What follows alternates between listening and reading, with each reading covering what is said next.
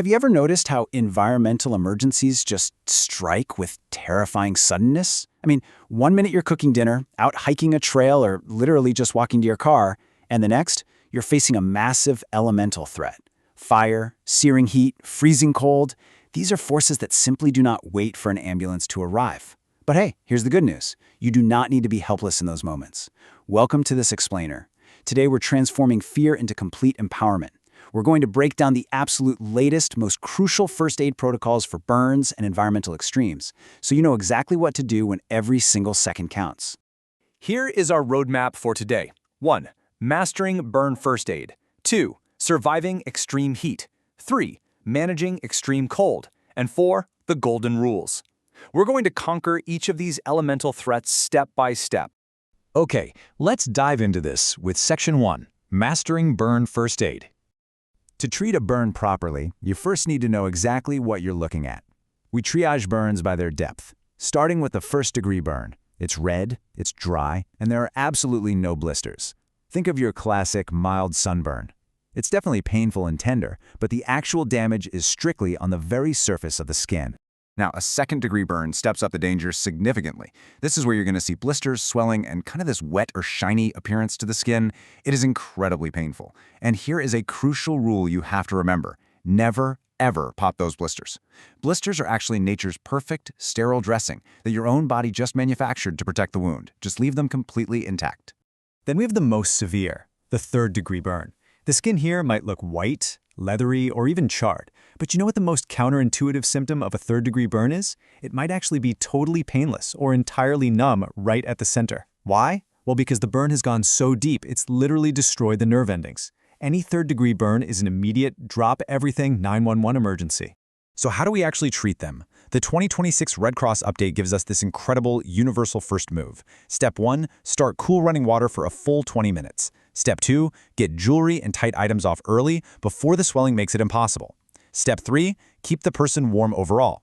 This one is vital. You want to cool the burn, not the patient, because large burns carry a huge risk of hypothermia. And Step 4, just cover the burn loosely with a sterile, non-stick dressing.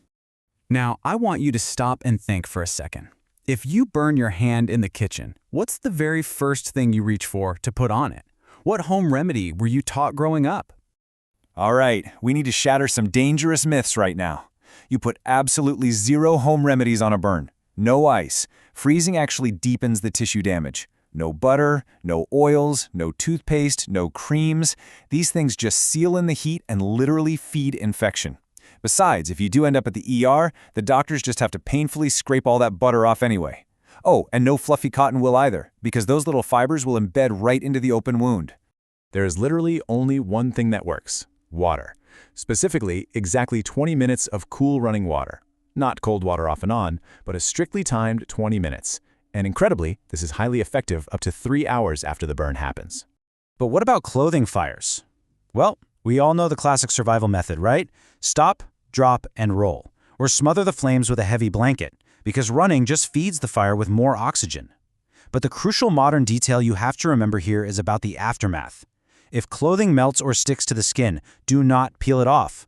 Just cool the burn right through the clothing. And if you have to, carefully cut around the adhered areas. You also need to know exactly when to bypass home care and head straight to the emergency room. A great rule of thumb? A person's palm represents about 1% of their total body's surface area. If a second-degree burn is larger than the patient's palm, you go to the ER. You also go for any burns on the face, hands, feet, groin, or over major joints. And importantly, 100% of chemical or electrical burns require a hospital visit. Think about it. An electrical burn marks the entry and exit of a current that just crossed internal organs. It is always an emergency. All right, let's shift gears to Section 2, Surviving Extreme Heat. High-temperature environments, like a brutal midday summer in Riyadh, are just completely unforgiving. And this brilliantly illustrates the difference between intense distress and deadly danger. With heat exhaustion, the person is sweating heavily, their skin is cool and pale, and they might feel kind of dizzy. For that, you move them to the AC and give small sips of water.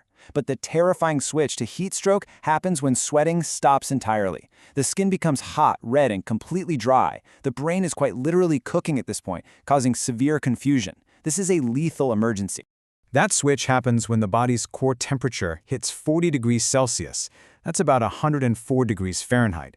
At this threshold, heat stroke kills and disables. You absolutely must treat it like a cardiac arrest of temperature.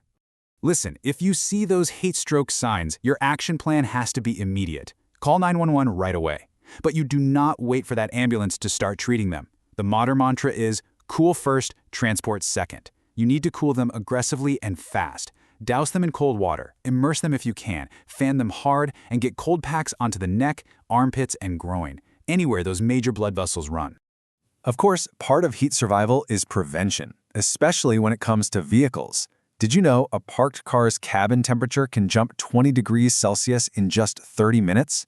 That turns lethal incredibly fast, especially for kids and the elderly. So never, ever leave anyone in a parked car, not even for a quick errand. Let's pivot to our final environmental extreme in Section 3, managing extreme cold. When we flip to the cold, the rules of handling a patient change completely. Now, what's really interesting about treating frostbite, which usually targets fingers, toes, ears, and the nose first, is the precise math involved. You must soak the area in warm water that is exactly 37 to 40 degrees Celsius for roughly 30 minutes. You never rub it, and you never use dry heat like a fire or a heater, because that numb tissue will severely burn before the person even feels it. Now, if the cold has affected the whole body, we are dealing with hypothermia. You're going to see shivering, clumsiness, and drowsiness. But listen to this. If the shivering ominously stops in a cold person, they are getting worse, not better. Here is your critical takeaway. You must handle a hypothermia patient like glass. Warm their core first, chest, neck, head, and groin, using blankets or skin-to-skin contact. But you handle them extremely gently. Rough movements can actually trigger cardiac arrest in a severely cold heart. And absolutely no hot water immersion or alcohol. Okay, Section 4, the golden rules. Let's wrap this all up. We have covered a tremendous amount of ground today. Let's synthesize everything into quick, life-saving rules you can carry with you forever. Here is your rapid-fire checklist of do's. Cool burns for 20 minutes under running water. Remove rings before the swelling starts. Cool heat stroke victims fast while you wait for help. Thaw frostbite in strictly 37 to 40 degree water. And insulate hypothermia patients both above and below to trap their body heat. On the flip side, we need to banish these mistakes forever. The definitive don'ts. Avoid ice, butter, or creams on burns and leave those blisters completely alone. Never give alcohol to warm someone up or cool someone down. Do not rub frostbitten skin, and never, ever immerse a hypothermic patient in hot water. If you remember literally nothing else from this explainer, burn these 3 things into your memory. Number 1, every thermal burn requires exactly 20 minutes of cool running water. Number 2, if someone in the heat has dry skin and is acting confused, that is heat stroke, cool them aggressively. And number 3, cold injuries require gentle, gradual care. The elements can turn against us in an absolute instant, but knowledge is the ultimate equalizer. You now have the fundamental roadmap to handle burns, beat the heat, and survive the cold. But your learning shouldn't stop here. I highly recommend seeking out an official Red Cross or local equivalent certification. So I'll leave you with this one question. Are you prepared to be the one who knows exactly what to do when the elements strike? Thank you so much for exploring this with us. Stay safe out there, and we'll see you next time.